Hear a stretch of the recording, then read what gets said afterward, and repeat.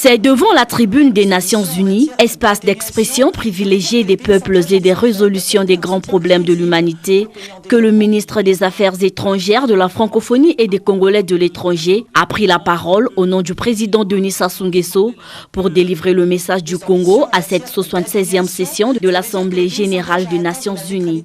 Un message dans lequel Jean-Claude Gakoso a loué les efforts entrepris par le gouvernement congolais face à la pandémie du coronavirus.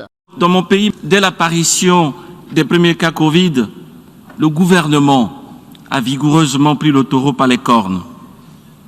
À ce jour, il a procédé à la vaccination complète d'un peu plus de 180 000 personnes, soit près de 5,21% de la population du pays.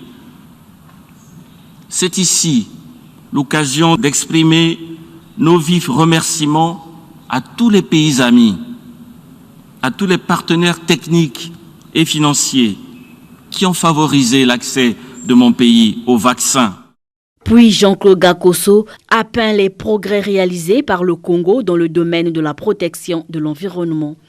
La République du Congo a réalisé des avancées significatives avec un accent particulier mis sur l'adaptation.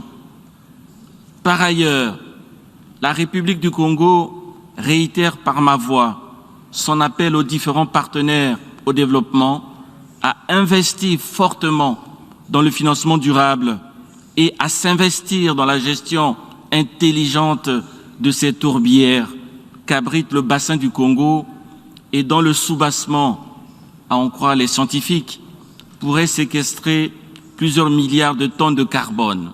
Le Congo ayant la charge de diriger le comité de haut niveau de l'Union africaine sur la Libye, le chef de la diplomatie congolaise a rappelé à la communauté internationale la nécessité de relever le défi de la stabilité en Libye. Le comité de haut niveau de l'Union africaine considère que tout en cheminant vers ces échéances électorales, les Libyens doivent absolument approfondir le dialogue entre eux.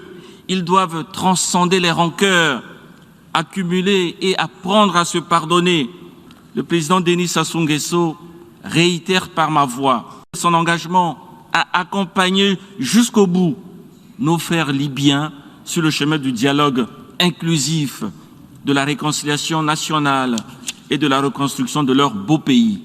Enfin, Jean-Claude Gakoso a plaidé pour la levée de l'embargo qui frappe l'île de Cuba. Voici un siècle.